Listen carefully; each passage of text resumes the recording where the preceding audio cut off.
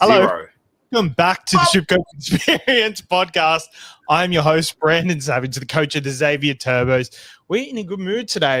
We only got 9-17 this week, but honestly, it feels like compared to years past, the buy rounds is not a moving round. It's just don't get red arrows. I think that's the style of play. I'm here with the Rage Traders, a.k.a. the Masked Wolf, a.k.a. Harry. How are you? What do you want to be called? Well, I won't be rage trading this week since I had a pretty good score. So just call me Wolf. Call me Wolf. But I'm glad to be here again. Hey, I've just noticed, I think your microphone is not connected. Oh, wait, what? I think so. Just tap it. Just tap it. Yep, it's not connected. Oh, no. You'll need to just go to audio. Hello? Hello? Hello? It's saying that I'm coming through. Oh, okay, cool. Just tap it.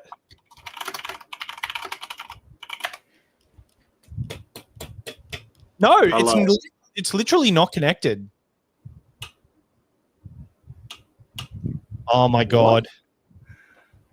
We were just speaking.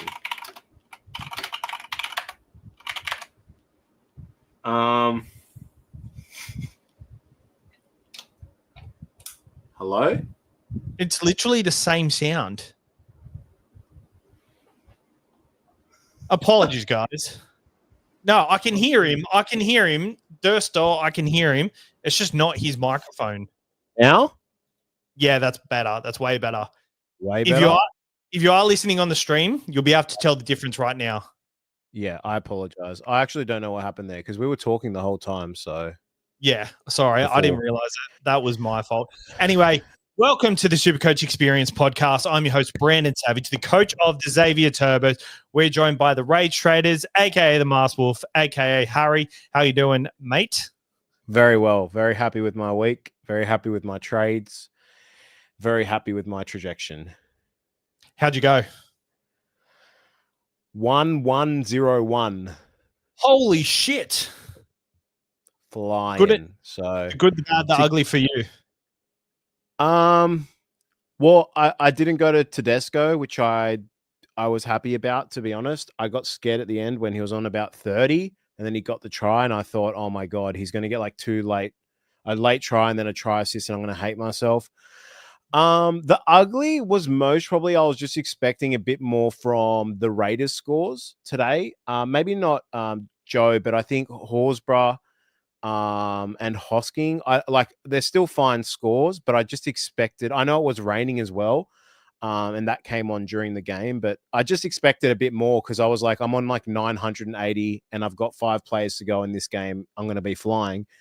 So yeah, I think I was just expecting one of them to go a bit higher, but I don't really have an ugly for me personally, to be honest with you. Maybe Turbo.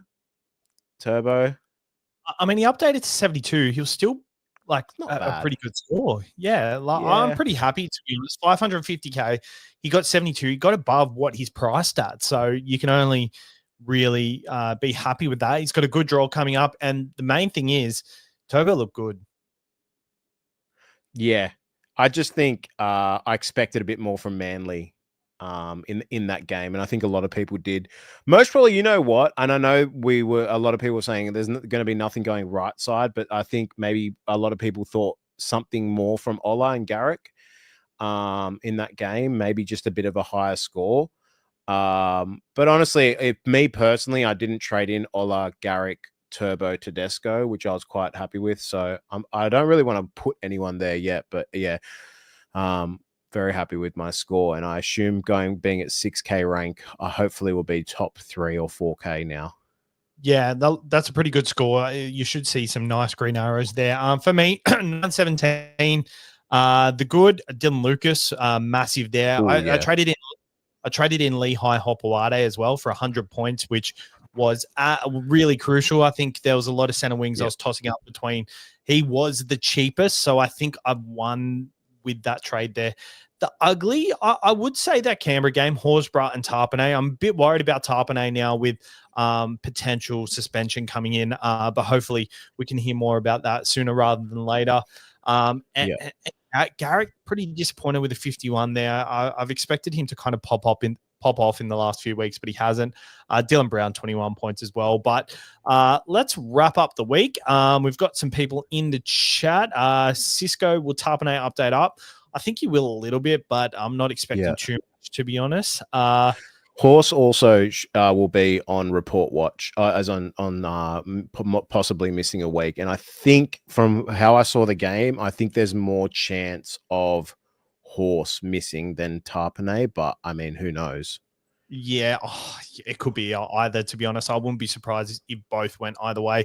We got Kadri 99, traded in Sharp and had the C on him, then switched to Hines last minute, would have been in the 1100. That's a stinker. Ouch. That's very annoying. Yeah. I thought I had Sharp as well as my vice captain. Maybe he should have been like my very good choice. So I was very happy with that. I'm curious if you had Hines as your captain, who was your vice captain? But yeah. True. So just before we wrap up, you're doing the Rage Traders podcast. How's that going this year? You've been pretty consistent with it. Yeah, surprising, right? Having a firstborn kid. Yeah, I've been loving it, to be honest. I generally try and do 2 videos a week. I do 3 if I have like a pods video when I think there's some pods to talk about. But it's a general preview, wrap up. I try not to lead people in the wrong direction, which can be a very area of the content creators where you don't want to just overvalue players. But it's been super fun, and I love watching the NRL. I try and watch every game when I can. So yeah, it's been awesome. Has it been a bit different, like trying to get in numbers for SuperCoach compared to like numbers you've seen your music hit? Like it's so different because you're used to big numbers in your music, but it's like starting from the bottom up here. It's just a different, it's like such a smaller market in terms of like NRL being just basically Australia, UK, New Zealand. So it to be honest, I don't really look at the numbers because I'm like, I just reached 100 subs. I'm happy with that. Like, I'm just having fun. I'm not doing it for the numbers, I'm just doing it because I enjoy doing it and I like talking about footy. So yeah, it's cool. It's cool. Well, it's good to have you on, and I like your stuff. I can tell I like your banner for your YouTube channel. It's really clean. Yeah, you got one of your mates to do that, I assume.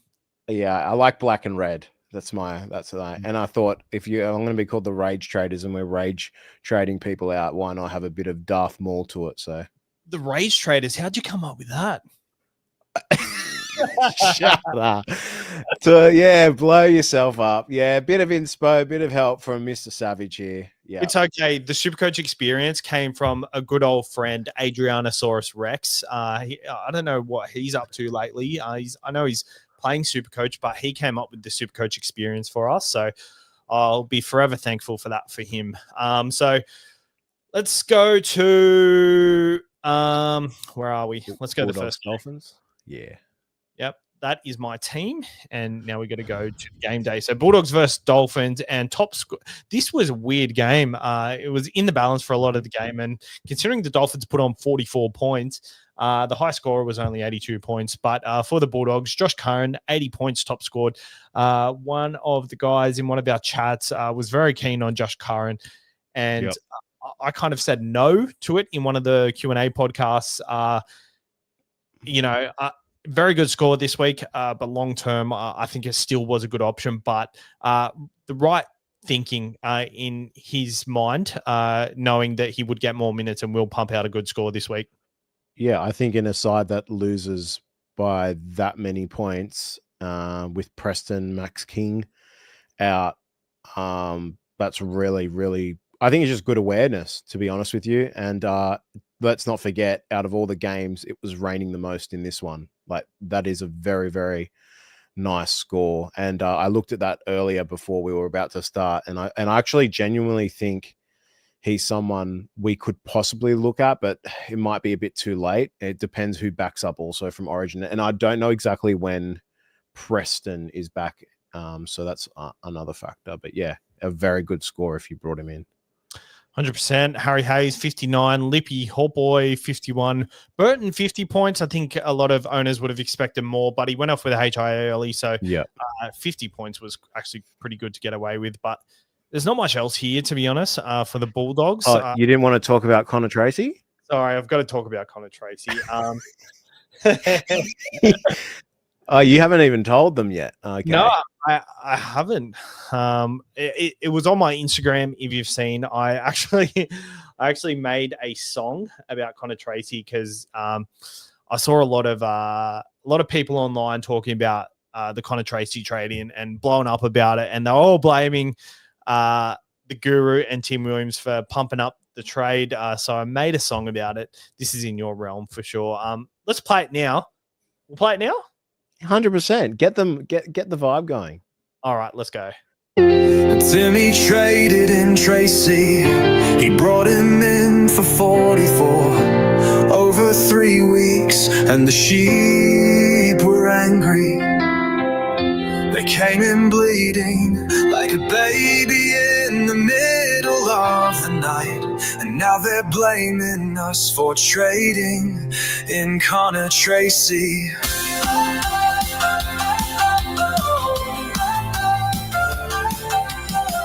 Guru said it was okay. I thought I'll listen to him if it happens again. And we started scoring points, and I looked up to the sky, and I saw a big God. It was the rugby league God. They were blaming us for trading in Connor Tracy. All the sheep were angry. They came in bleeding. They were blaming us for trading in Connor Tracy. All the sheep were angry. They came in bleeding. Blaming us for trading in Connor Tracy. All the sheep were angry. They came in bleeding. Blaming us for trading in Connor Tracy. All the sheep were angry. They came in bleeding. We did it for the pod. We did it for the pod. We did it for the pod. We did it for the pod. They were blaming us for trading. All the sheep were angry. They came in bleeding. Blaming us for trading in Connor Tracy. All the sheep were angry. They came in bleeding. Timmy traded in Tracy. He brought him in for 44 over 3 weeks, and the sheep were angry.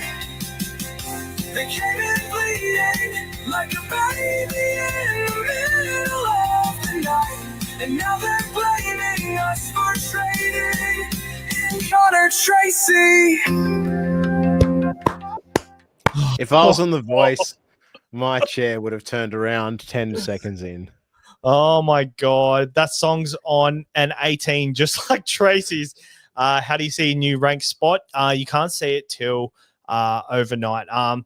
But I did. That's not me singing that, by the way. That is AI. Obviously. Yeah, that is AI. Oh my God. I wouldn't be wasting my skills on doing a song about Connor Tracy and making my debut on the SuperCoach world with that. So what we've decided we're going to do this episode is we're going to put together notes and then have a song for the end of the episode. So I've already put in here, Mars Wolf didn't have his mic plugged in for the start of the episode.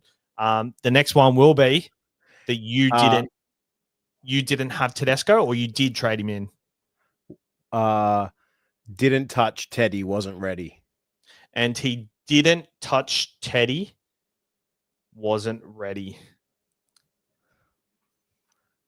You were going to say something too? I was going to say we should put in Galvin to the Dogs in it, something around that. Galvin to the Dogs. Okay, cool. That's in there. All right, let's move over to the Dolphins. I apologize, but we're having fun with this for sure. Over to the Dolphins. Zarko top scored with 82 points. He's actually a pretty good price, and this time of year, it's a very good time to have him. 531K. For me, I can't touch him, but 82 points, you'd be quite happy if you traded him in. Yeah, look, I kind of feel like he's the same as Mulatalo. It's like you get one high game from him and then one ultra low game. That's the only scary part with owning him. 51 break even, and they come into having a bye in round 13, then St. George, North Queensland, Newcastle South. So Dolphins run over the next, obviously after round 13 is actually really nice. And if you don't own Herbie, I would be trying to plan to get to Herbie. He's just getting tries. The scary part is also with Herbie is when he doesn't get a try, he scores around 50, but still, he's just the base stat king with Iro and in the CTWs with Lucas as well. So, yeah. The thing about him, he hasn't not scored a try, though. So, yeah.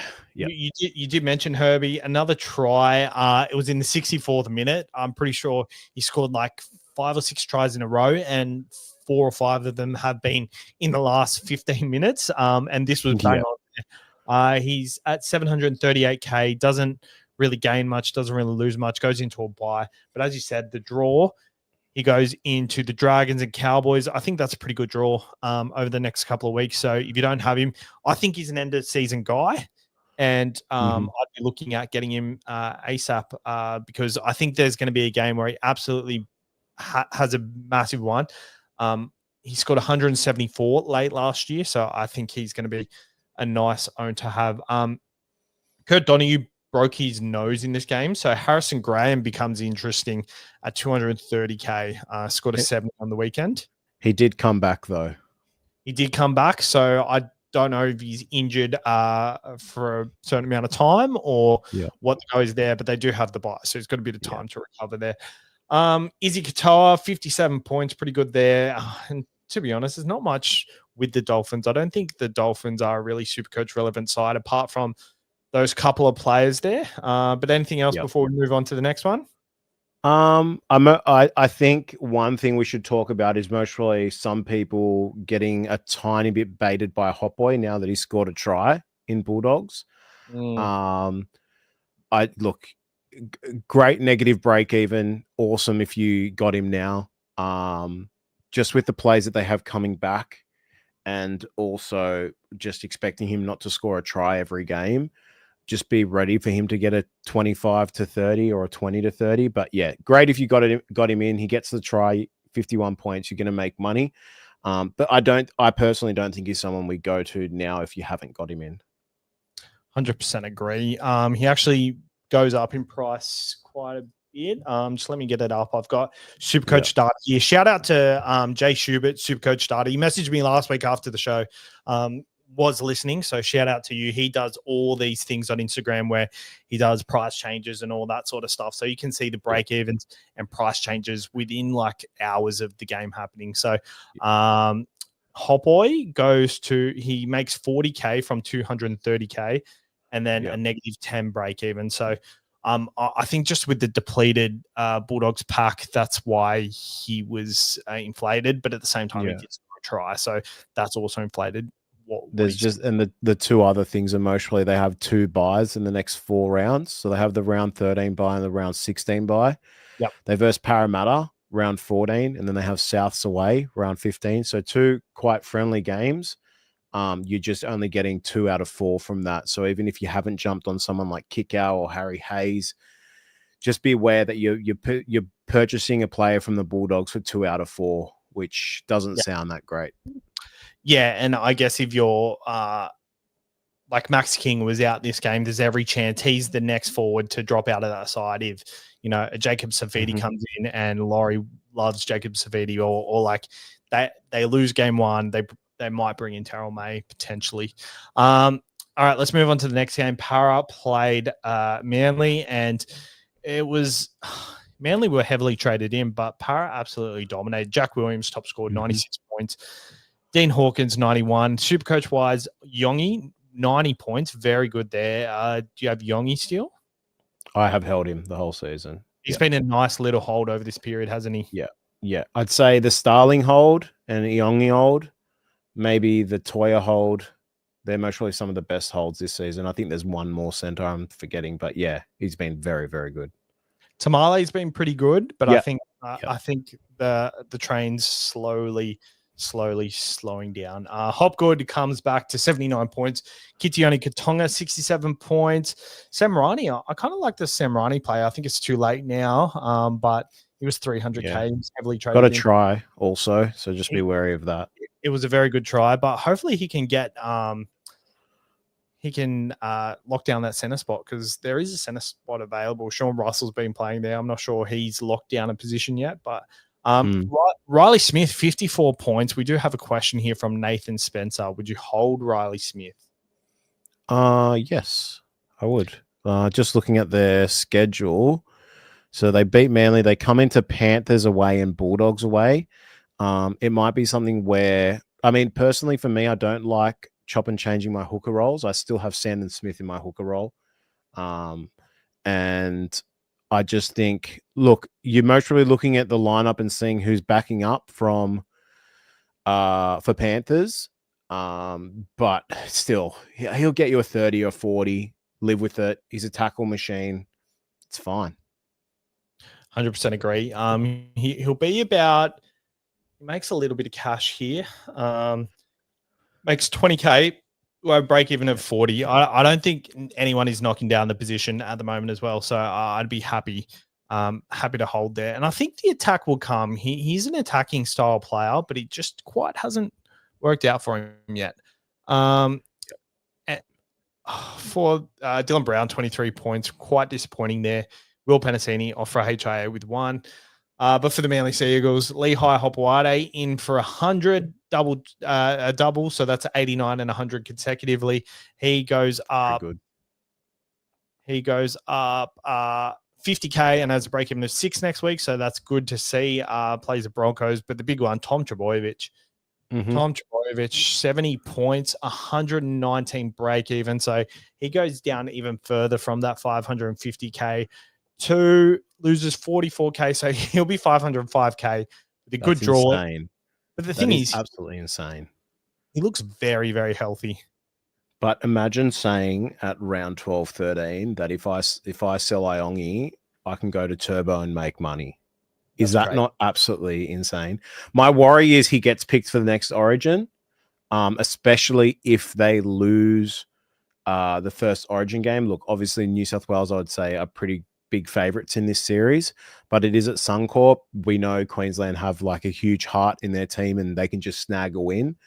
And if he looks healthy, and we don't know what happens in Origin, like obviously we'll get to see, but if someone does go down in that area, whether it be fullback, center, even wing, he most probably just slots in. So you are creating or taking a bit of a gamble doing it, but Manly have one of the best runs with most probably like Canberra coming up. So they go Broncos, Newcastle, then Gold Coast, and then have the bye in 16.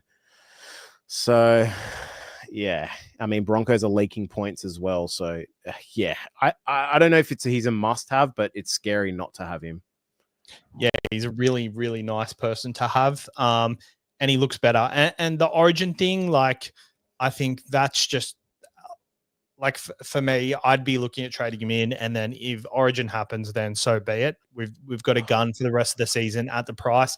If you are worried about injury and you do want to wait till after the Origin period, then 100% understand that. But at the same time, if everyone else has him while he's pumping out big scores, especially in these buy rounds, like it's so crucial to have a really good captain option in the buy rounds.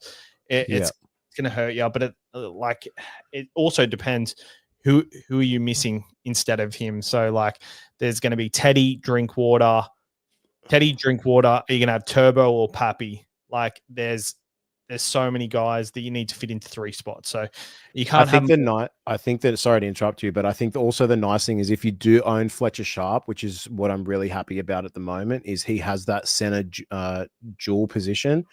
So for me, like I'm looking at getting rid of Billy Smith or Jenkins, someone like that, and then shifting Sharp up. And this is what could open up something like a Turbo for you. So if you do have Fletcher Sharp or maybe a Connor Tracy, I think he has dual as well. I don't know. I think it's CTW fullback from memory, but I could be wrong. But yeah, that's another play you could look at. I also did want to talk about Jack Williams. I think he does deserve a bit of a chat on Eels. I know he gets a try, but he also had 163 run meters. I know they scored 30 points, but 32 tackles for 18 runs, 66 post-contact meters, a line break as well. I mean, if Eels keep clicking, I think he's someone we do actually have to sort of just keep tabs on.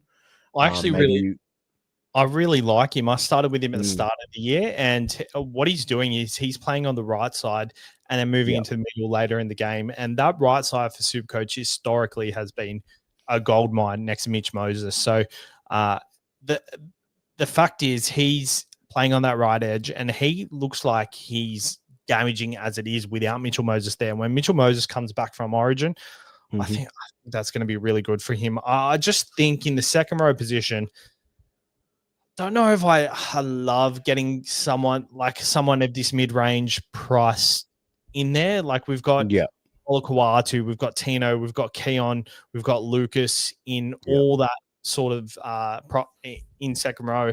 I don't know if Jack Williams will really make my starting side most weeks. Yeah, I think you're 100% right in saying that as well, because one, they have Penrith and Bulldogs into a bye, which is not that nice.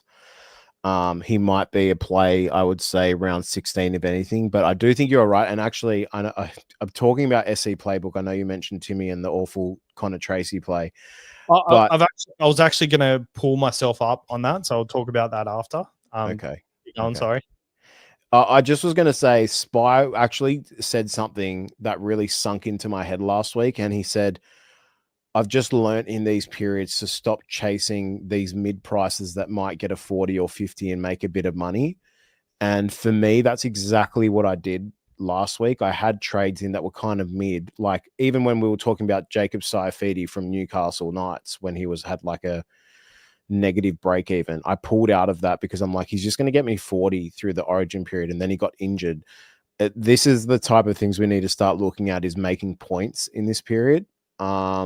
And that's exactly why something like Jack Williams will attract you.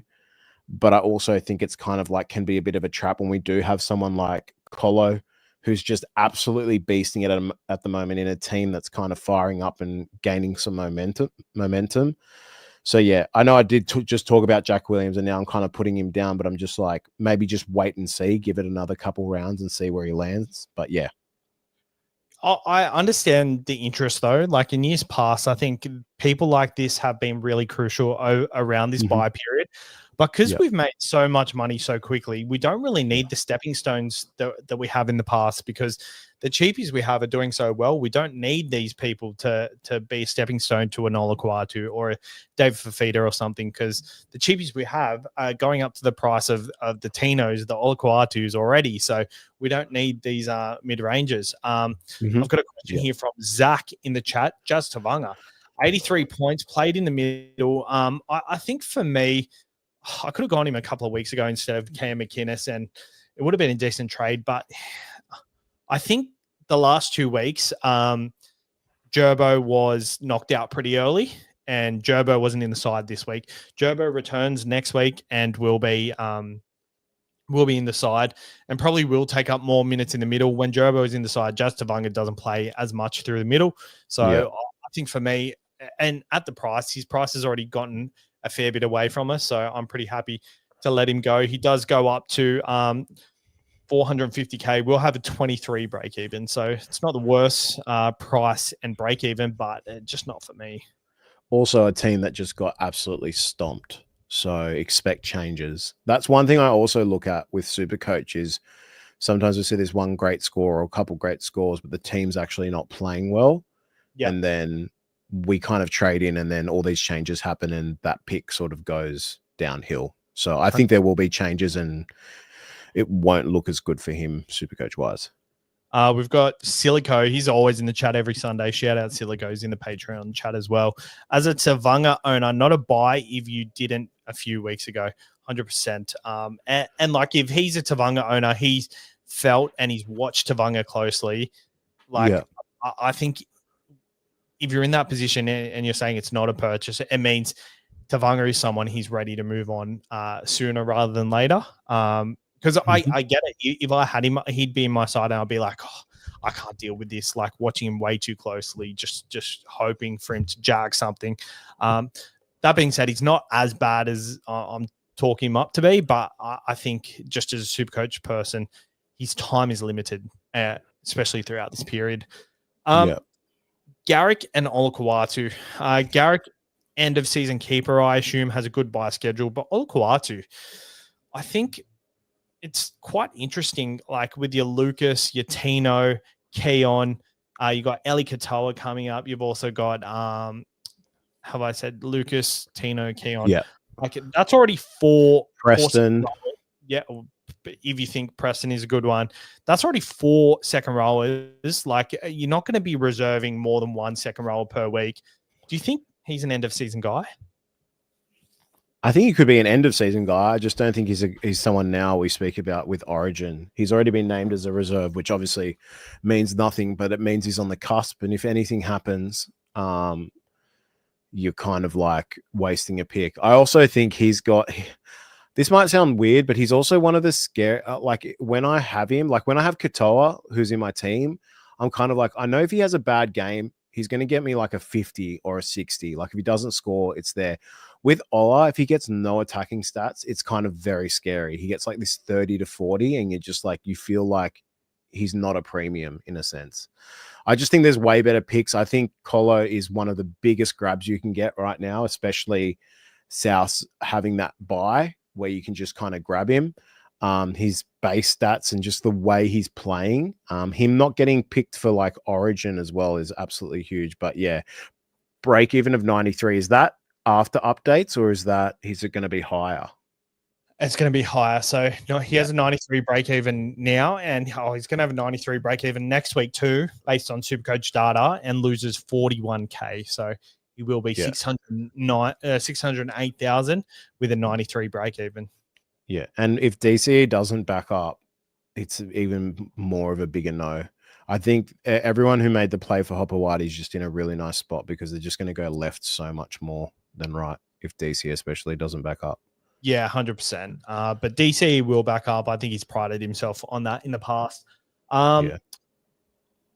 Sounds like what a typical Manly supporter would say. Yeah. Shout out to Jake Arthur and Luke Brooks. Absolute train wreck of a halves pairing. Luke Brooks needs to step up, not just Supercoach wise, or just NRL in general. Didn't he leave Tigers to say because he feels like he's $1 million man? I'm pretty sure that was no.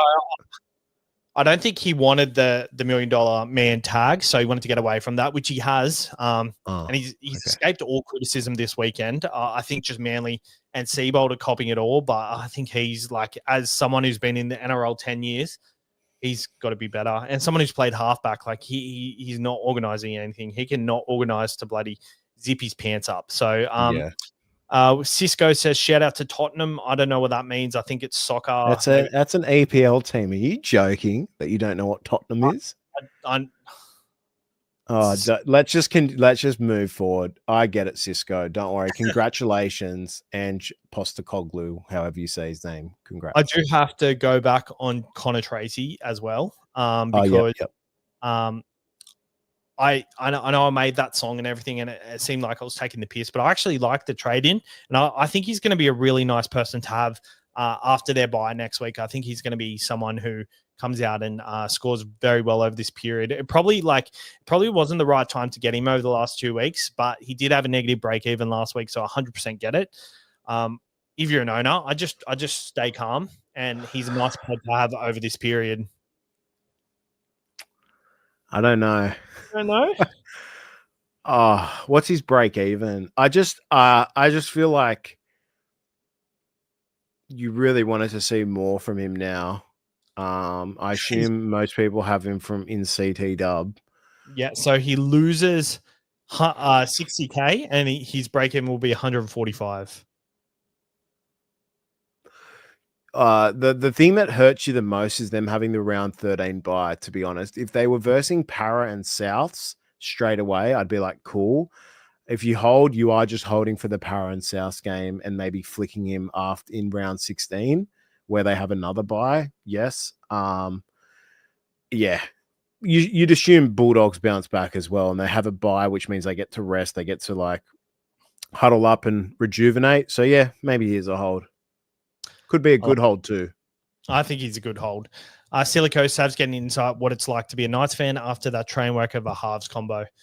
Yeah. Listen, Knights fans, Tyson Gamble, 80 points.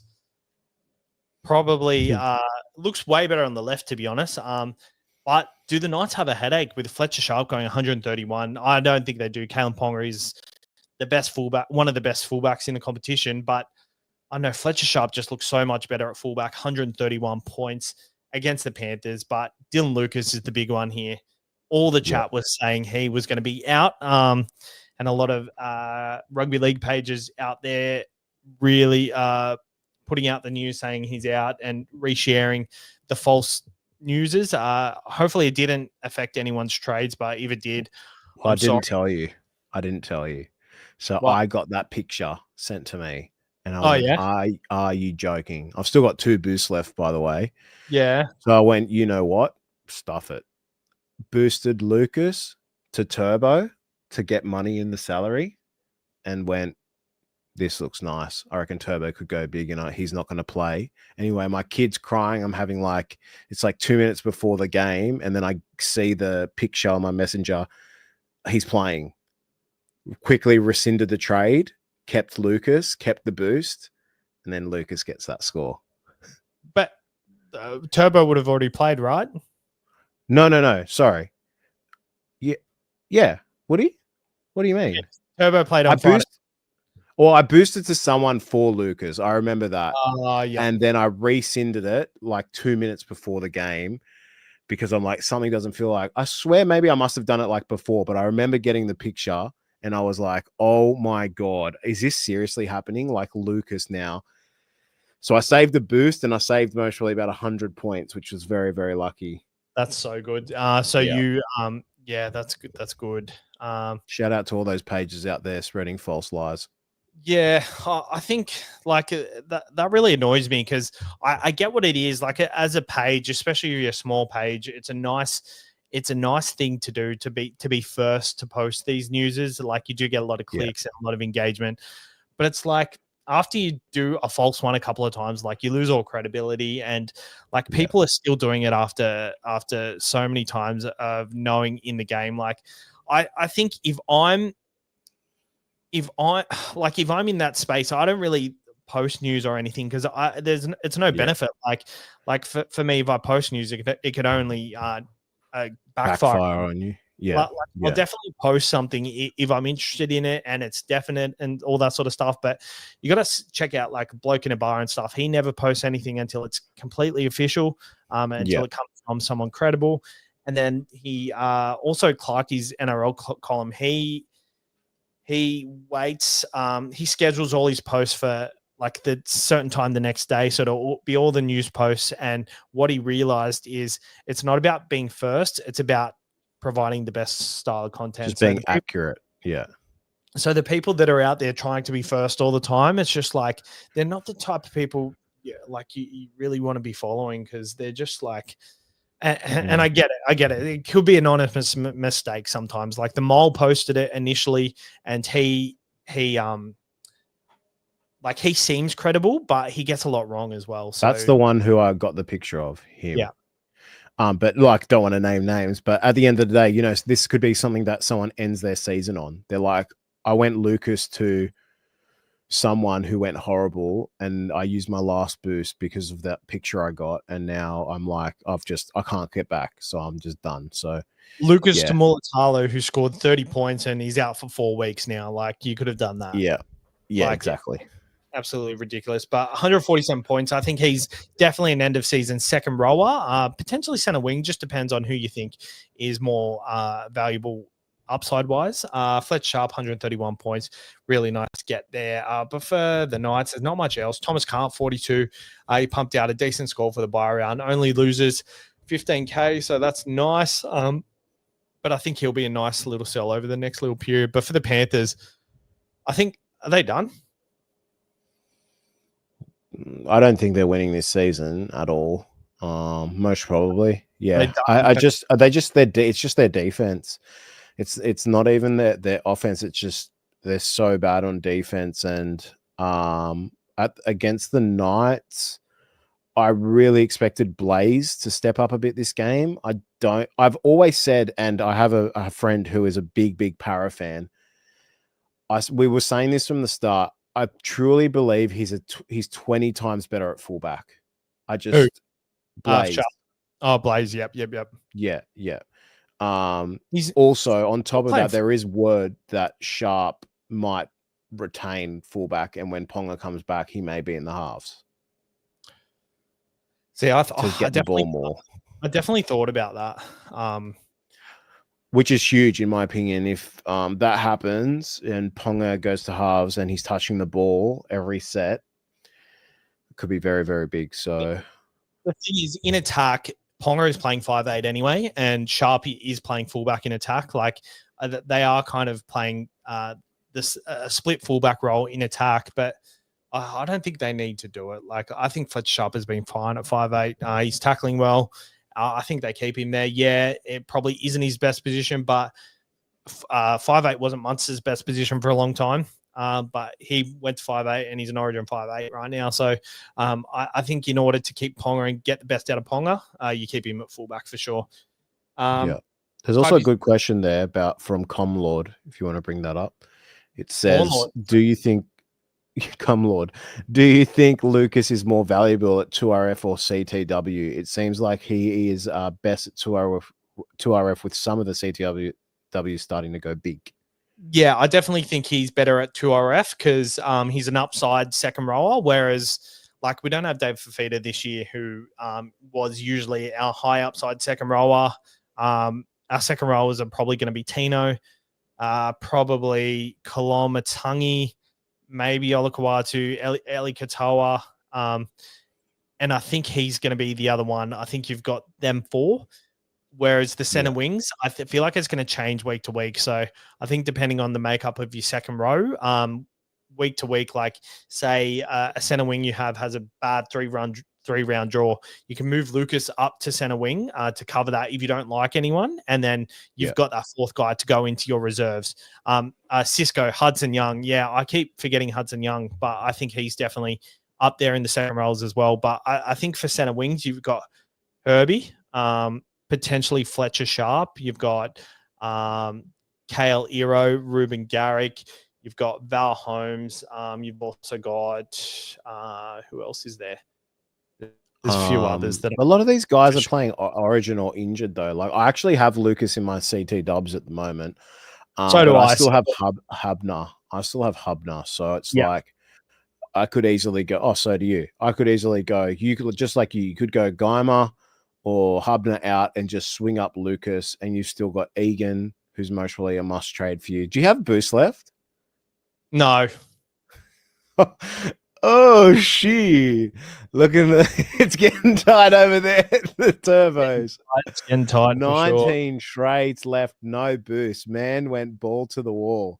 But yeah, I think it's also team dependent. Like for you, you can easily go Egan and shift Lucas up and get Sam running in, for example. Like there's a lot of little things you can do. I'm not doing that. I think like Jenkins and Harodi are probably people you want to trade out soon. So I'll be trading them. Did you first. trade in Harodi or hold him? Nah, I just held him throughout this period because there was no one to go to. Egan for me is going to Kolomatangi next week. Yeah, very good trade. And I went early on Pappenhausen. I traded Ponga to Pappenhausen last week, like this week. Whoa. Okay. And in all honesty, have you been happy with Brennan Nikora? I was until I wasn't. So, like, he's someone who's expendable, but through this period, I'm happy to have him. I think Corey Horsburgh is going for me soon.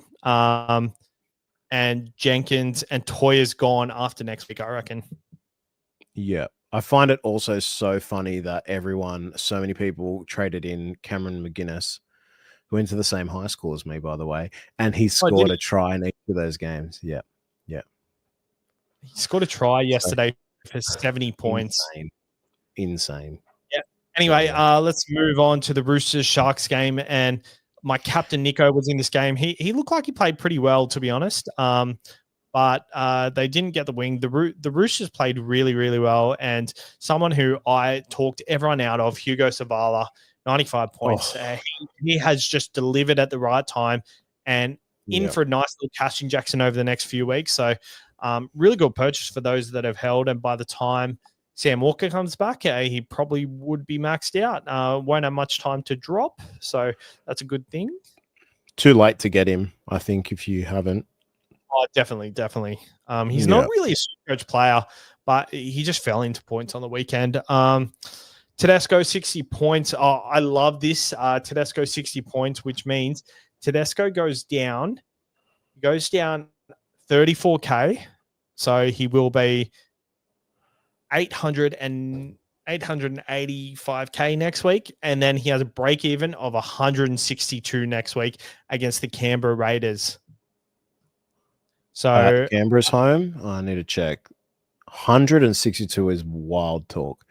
So it's at their home. Okay. Not Canberra's, at Roosters' home. Into a bye. Into Newcastle away, North Queensland, by West Tigers St. George. I think you are absolutely buying him in round 15 after 100%. the bye. You are loading up. If you don't have him by then, you definitely get him in. But at the same time, he really likes playing Canberra. Like his average against Canberra compared to every other side, it's going to be a nervous watch because they're coming off a really good win in New Zealand as well. So it could be the week they're down week next week. He averages 82 against them, high score of 151. But I just know he loves playing them. His last 3 outings against Canberra, 104, 151, 32. What happened there? But really likes playing Canberra. So I think that's going to be an interesting one. Their defense. I think that's reasonable. I agree with you on that. I think if you want to go Tedesco and Marky Mark next week, who are 2 people I don't have and 2 people I'm looking at getting in, that is completely fine because they play in round 15, which is just you're kind of like setting yourself up for that round 15 and making sure that you're cool in round 14, which you should be. I think that they're your 2 biggest targets from Roosters, in my opinion, is Tedesco and I just call him Marky Mark because I cannot pronounce that last name. I was saying it wrong the other day, but I know where I was messing it up. So it's Mark Nawanga Nitawase. I was saying Nawanga Wase. Yeah, okay. Sure. I was saying Nawanga Wase. It's Nawanga Nitawase. It's also a thing though, like, and this is great that you're talking about Keon in the chat, is who has more value now? If you're weighing up, do I go Teddy or do I go Keon now? It's most probably Keon, is it not? Based off break evens? Definitely next week because Keon's break even's 24. And I think with another big performance, like he'll soar in price. Yeah, you can probably you can deal with it, but I think Keon with the next 2 rounds, if he goes 80-80 or 90-90, then like he soars in price. Sandon Smith, 53 points. I think he's going to be a nice little, like his break even goes back to a normal standard next week because of that zero drop. I think he's a season keeper. I think so too. Like he's not going to be someone you play every week, but I think he's someone you can play on matchup. That second hooker spot, apart from Harry Grant, I think you just plug Sandon in there and play on matchup. So I think he's going to be a really good person to hold. I know just the cash, you'd be tempted to go to enough or something, but I'd just be happy to hold. I think he's going to be really valuable the latest stages of the season. I think he's going to be someone who you strap for numbers. He's got a good matchup. I think he's someone who can go 130 plus on certain weeks. Yeah, his ceiling's actually been insanely surprising, to be honest. And he doesn't get impacted by Sam Walker. Hugo Savala does, correct? Potentially. Yeah, I'm not sure. It depends what avenue they go. There's a lot of talk about Hugo being 7 and Sam Walker being 6 to like try and get Sam Walker ready for DCE. We've got some news here by Bailey Lloyd. Shout out, Bailey. I heard DCE is heading to the Roosters and Sandon will be going to the Cowboys. As a Cowboys fan, Your thoughts on that? He's a good goal kicker. Didn't we just play Purdue in the halves because that's where he was meant to be playing and that's what always the coach was going to do, and then we got walloped? Yep. Peyton, I could go on about him. He's just a big potato. I think he's a solid coach, to be honest, but he panics a lot. He panics way too much. Billy Smith, 43 points. 300. I mean, he's pretty much the price everyone bought him for. He's only 70K more. What a purchase he's been. I think a lot of people would be looking at getting rid of him, but at the same time, he's only 380K, plays the next buy round. I'd consider just holding him and just hoping he gets an attacking stat because he's gone weeks without an attacking stat. So there's going to be some come his way, surely. I think when I watched the game, he was taking a lot of runs. I'm just looking at it now. 15 runs, I think. It's not bad. I think you're right. I think he can. It's just everything's going to the right, especially with Mark there. Just like he's doing all these flashy plays and they know where to go. And if they do go left, it's usually like a kick that's high to Tupou. Like it's kind of like Billy Smith just gets left out a bit. It's not like whether do you get rid of him or keep him. It's like if you did get rid of him, who is going to give you more value that's cheaper? Cisco, the word on the street is DC to the Dolphins. Jesus, there's a few words going out there. There's a few words, mate. Should I just post all these to the Instagram of the SuperCoach experience? Have we not learned anything from this Dylan Lucas saga? Why don't we just? How about me and you guess right now where he goes? You just say where you think he's going to go, and I'll tell you where I think he's going to go. Well, I thought he was going to the Dolphins recently, but I've seen like a lot of reports coming out from the News Corp saying Sandon Smith is going to be the guy that makes way for DCE. So, I think the Roosters. Yeah, I'll say Roosters too. And I'll say they win. The Roosters win it the first season he plays for them. I don't think so. I think they're building well. I don't think the DCE thing makes sense, to be honest. I agree. After the game they just played, if I'm like whoever the committee there, I'm like, why are we making way when we have Sandon Smith and Hugo that just did what they did? 100%. Anyway, another topic, but yeah. Like, can they win a comp? I think they must think they can win a comp, which they probably can if they get it all together. But I don't know. I don't know if DC and Sam Walker works out. Like, I'd understand if it was like a Harry Grant they were getting to the club, or a Cameron Munster, or or like, I don't know, someone that just makes way more sense. For the Sharks, Kale Iro top scored 101 points, a try and a try assist. Yeah, I think he's a premium center wing for the year and scored in 8 games in a row. So he's equal with David Peachy for highest try scorer consecutively for the Sharks. 700K. I really like him. And I'm kicking myself that I went early on Pappy and he was my backup option. So I should have gone him, but these things happen. Nico Hines, 69, McInnes, 70. Vanille Blake, 53, was a really popular purchase this week. I think he's back to reality. Nikora, 41. Yeah, so I traded in both AFB and Iro this week. Iro I more did because of the AFB I more did because he had a 29 break even. He really just didn't do any offloads this game.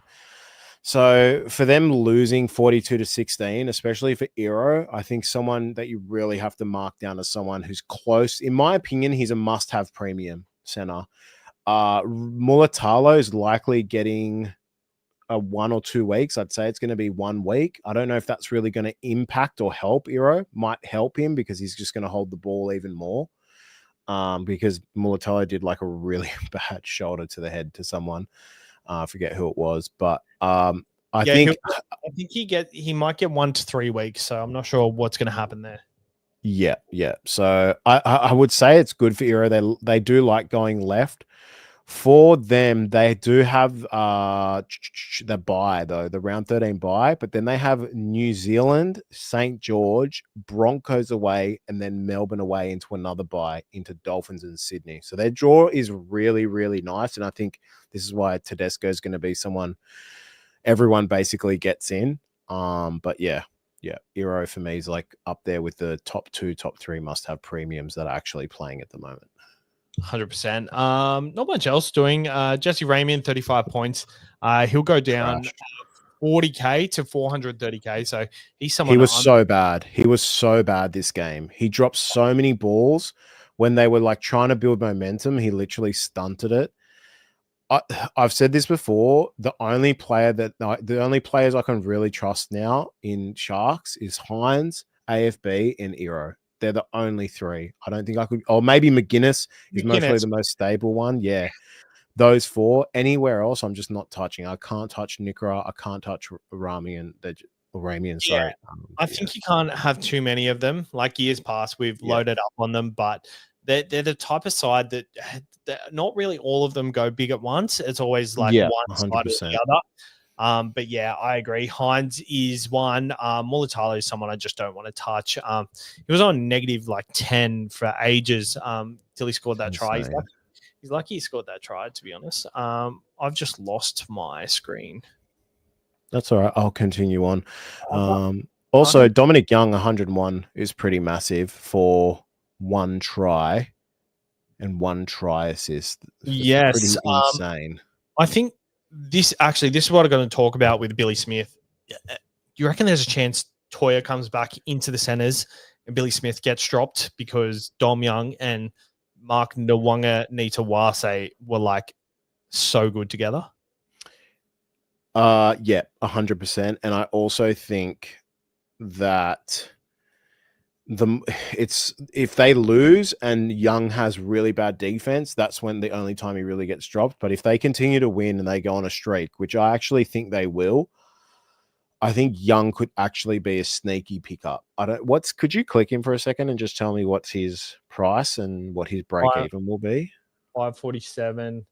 He'll actually make money. What the hell? He's played heaps of games. Yeah. So yeah, he actually makes money. Like he'll make a little bit of money, but he's lost 150K already, so he's at a pretty good price. Yeah. I think it's a bit of a watch, and it's also a bit of a pod play, a very good pod play that you could do. 100% agree. Cisco says, is Karaz to Iro a good trade or hold? Iro has a bye next week, so I wouldn't be making that just yet. I mean, if he's your only option you want to go to, then it's nearly worth a hold because Karaz will be back in like a couple of weeks after that. It's most probably, if you did do anything, is it Karaz to Hopper? Or they have a buy? No. Hopper will have a very short break even. It will be, let me see, his break even is 6 and he makes 50K. So yeah, he probably is a nice little option to go to. Maybe you go to I hope he's going to buy next week as well. So I don't know. We're going to have to deep dive into that. We're going to have a look at see what the round 15 premium purchases are. Cisco already has Lehigh. Oh, sorry, brother. I would just hold, I think. Yeah, I think so too. It just depends on who else you have as well. For this next one, Warriors played the Raiders, and this was a bit of a stinker SuperCoach wise, but two of us checked, top scored 76 points. Losers 18K, so goes to 500. I'm not interested, to be honest. I think we're at that point of the year where we want more upside. Aaron Clark, 62 points. I was very keen on him. I bet he updates to like 75. I would say he always just has massive updates, but he's been really good. It was wet, so maybe not. It was wet.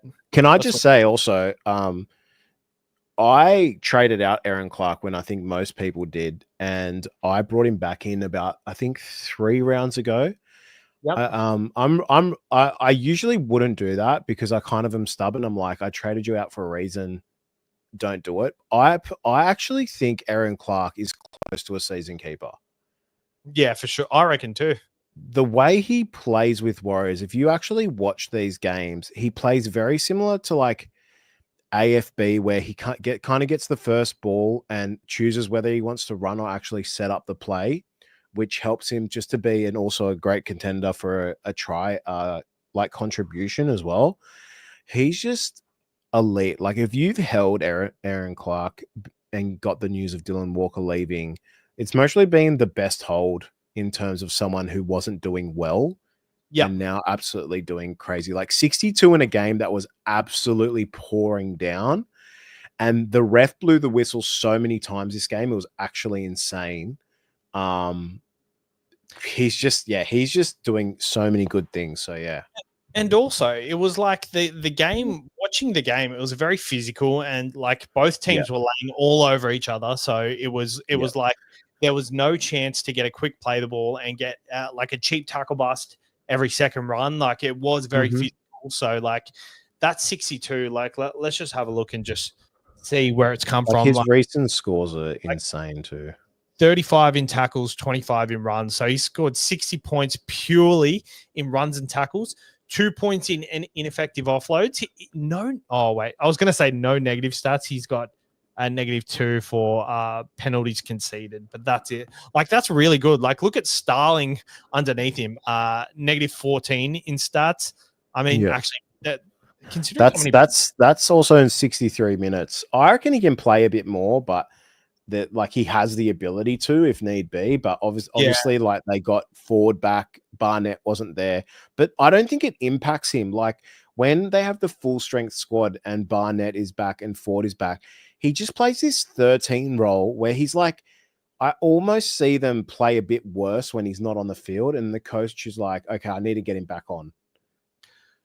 Yeah, I think 63 minutes today, like I was expecting him to play near 80, and I was very keen on him because I thought Barnett, Fisher Harris out, he's going to play massive minutes. But I think to some degree, it's actually more promising that he played that 63 minutes because that's probably where he's going to be locked in for the rest of the season because they've just got a system that they're working with, and he's that big minute middle. So I think for me, like I wouldn't be deterred by that 63. I'd be actually quite happy that that's his role. Like it's not going to change no matter what the situation is. Like he still got that rest in a crucial part of the game, but he came back on.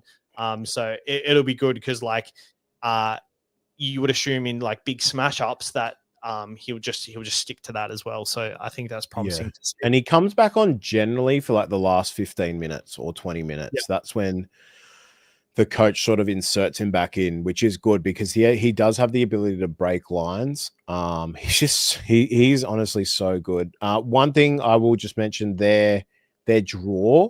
So they have Souths away, into Sharks away, into the bye, into Penrith in round 16. So possible rests there and Broncos away. I would most probably say it's too late to go to him if you don't have him and you're just looking at going Polo. 100%.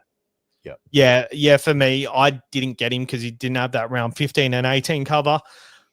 So like it's not the end of the world. But for me, I was like, if I got him this week, it means I couldn't have got either Pappy or Koloamatangi next week. And I was very keen on both. So I went early on Pappy instead. So I'll go Egan straight to Koloamatangi next week. One question I think we should talk about is like just that I was thinking is if Horse and or Tapane is suspended, do you hold? It just depends on the length. I think Horse... If they're 1 week, let's say.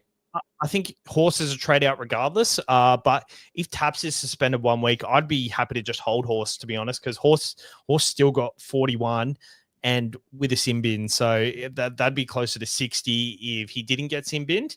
And with Taps out, he would just only have a bigger role in that side. So I think Horse is a trade out if there's no suspensions. Horse is a trade out if he's suspended.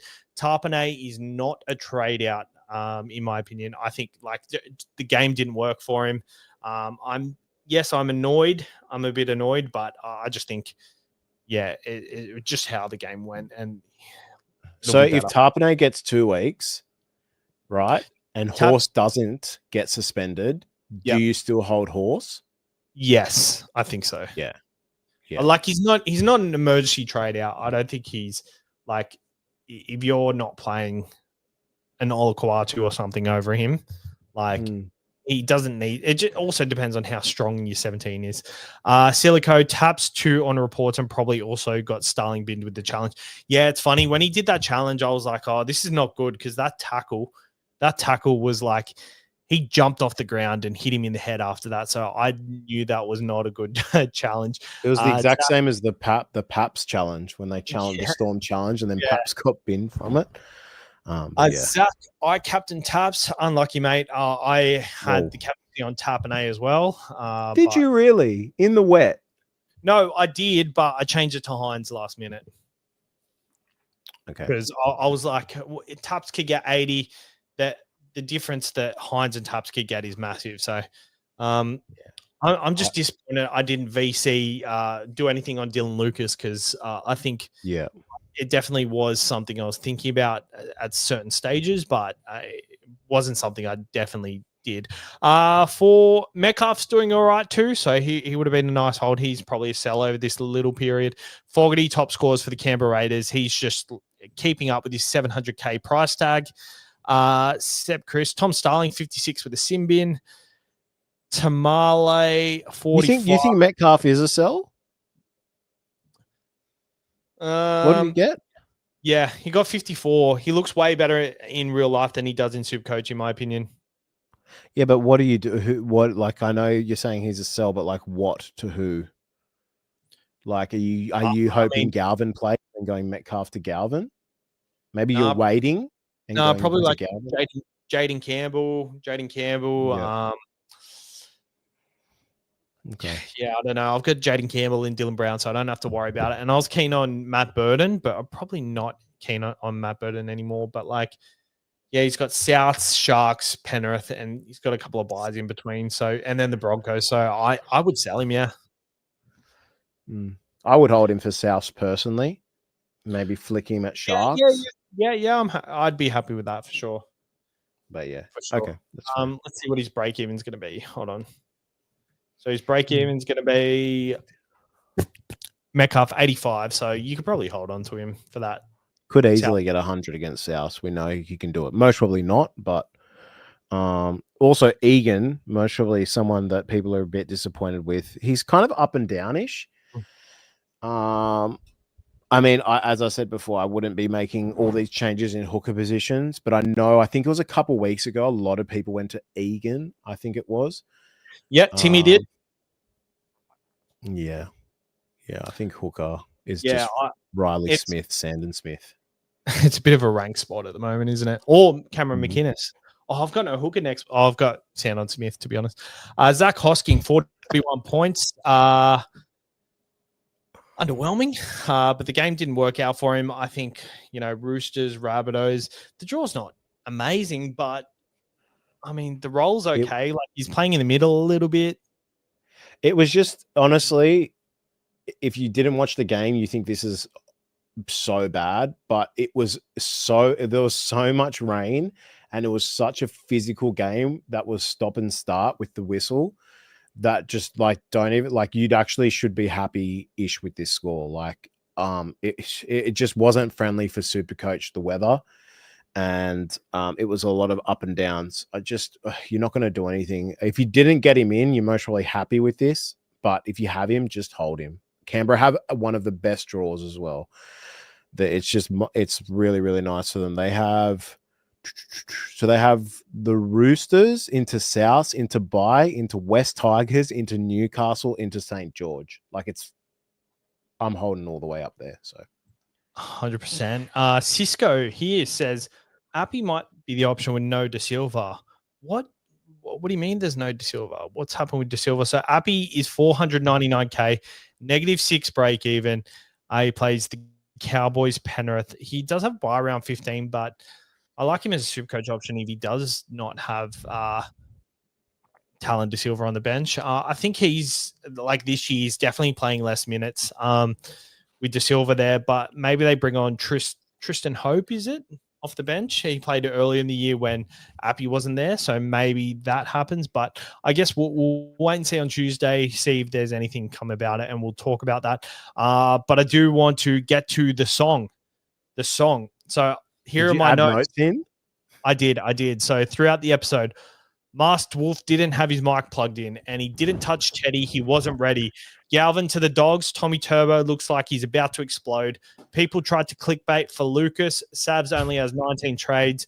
Marky Mark don't know how to say his name. DC to the Roosters. Anything else? Why don't we get chat to add something in? Surely someone can add something in.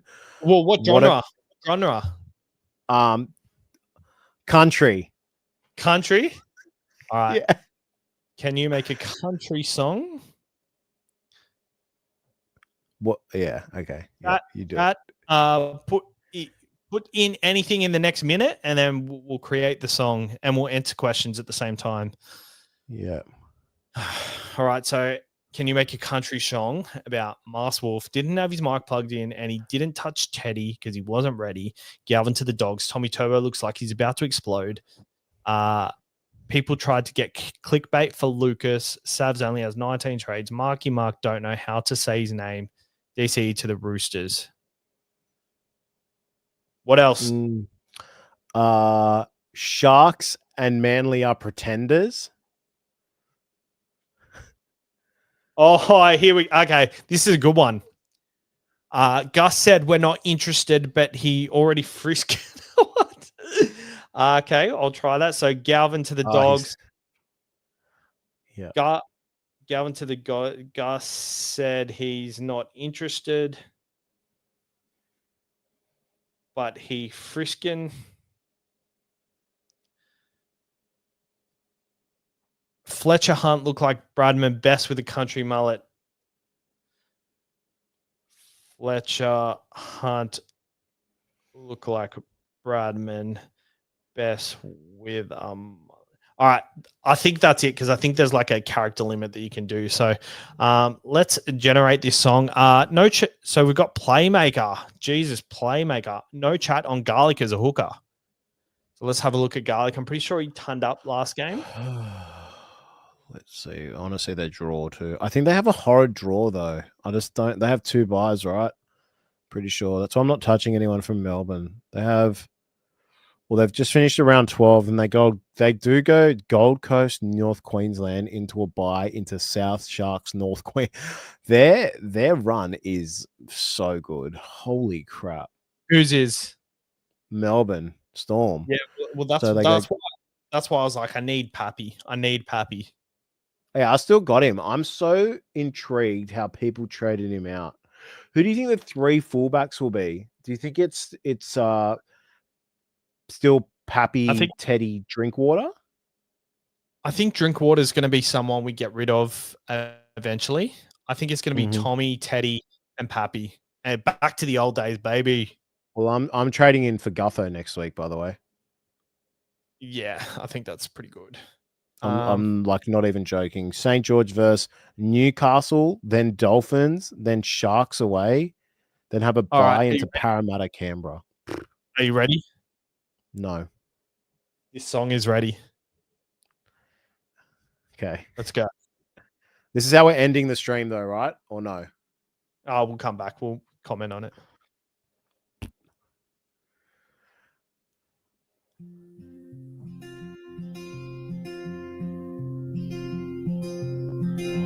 Masked Wolf didn't have his mic plugged in, and he didn't touch Teddy, wasn't ready. Galvin to the Dogs, Gus said he's not. This is shit. Hold on. We'll go this one. Wait. What is this? It's just a different version. Masked Wolf didn't have his mic plugged in, and he didn't touch Teddy. This is so bad. Galvin to the Dogs, Gus said he's not interested, but he friskin. Tommy Turbo looks like he's about to explode. People try to get clickbait for Lucas. Bro, how are your other songs so much better? This is horrible. Know how to say his name. Yeah, yeah. Yeah, yeah. No.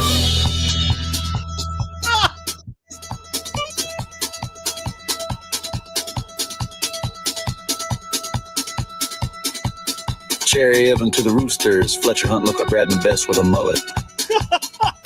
Mass What Wolf is did. going on? I plugged in and he didn't touch Teddy. Wasn't ready. Nah. Why did your No. other songs sound like actual professional songs, and then this sounded horrible? I'm changing the genre. Do it to rap. Yeah, I did hip hop. I feel like hip hop will be. Is it free? It's free for. I've paid for it. I've paid for it now Oh because my of. goodness. I was just like throughout work on Friday. Every time someone like had a situation, I'd make a song about it, and I'd like play it to them. Yeah. Okay. So like someone was doing a quote for an electrical job, and I was like, oh, I made a song about someone doing. All right, you ready? Here we go.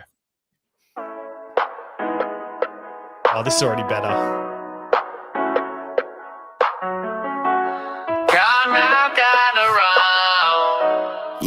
Yeah. Unplug my mic. Teddy's not ready. Gave it to the dogs and Friskus.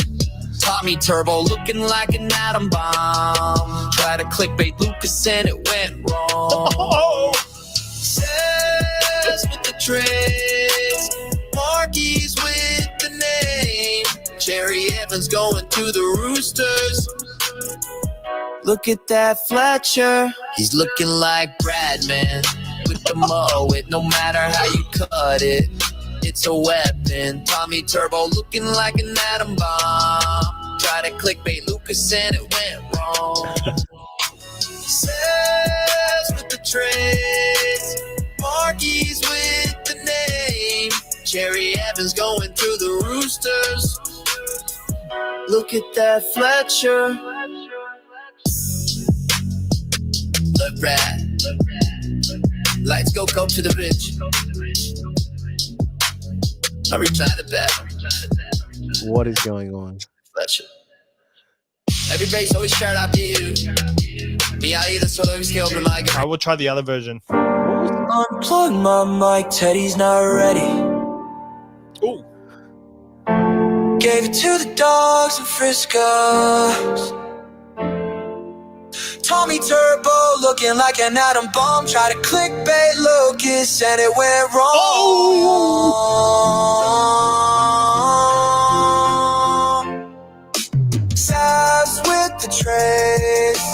Marky's with the name. Cherry Evans going to the Roosters. Look at that Fletcher.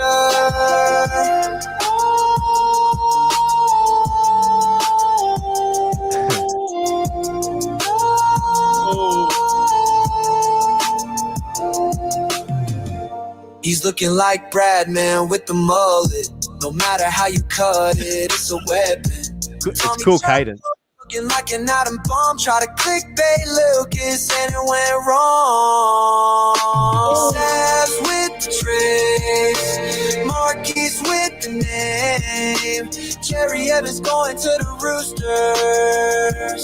Look at that Fletcher. That was good. Very cool. Very cool. That was Next time we do one, I'm gonna have one ready. yes. I like it. do you want to hear one I made the other day? Go for it. It's so good. Sure, I'm sure 159 people do want to listen to it too.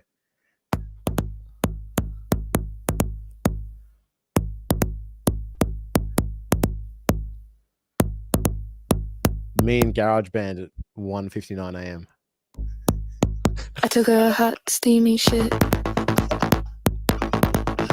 And I liked it. What the hell? Felt so good. And it felt so right. Billie Eilish. I liked it. And it felt so This is the one I made about my brother. Jack's a fuckwit. You've got too much time. Manly woman against power. Bad LOL good.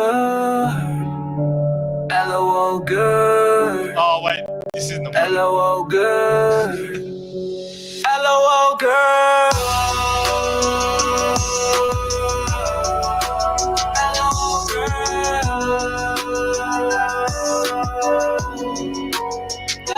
LOL girl. Club banger.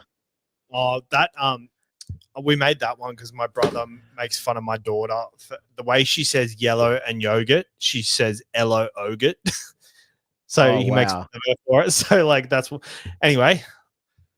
Well, that's a great way to end the stream, mate. Yeah, I'm glad you guys are still here. But yes, that is so gold. Smash the like button. We should definitely. Maybe I shouldn't do this every episode. I should finish with a song. You should. I'll have You a should song. finish with a prepared song that you know is actually good. Yes, 100%. And, All and right. have it based on the actual round and what happened. Yes, 100% agree. All right. All right. Thank you for tuning in. Thank you for coming on. And this video will be on your channel tonight. So go over and check that and hit subscribe for him. Hit subscribe for me. And then, yeah, everything is all G. Thanks, guys. Thanks for having me, Savs. Take care. Good luck always with your trades and your points. Hopefully you see green arrows and nothing red whatsoever. Cool. Bye-bye. Peace.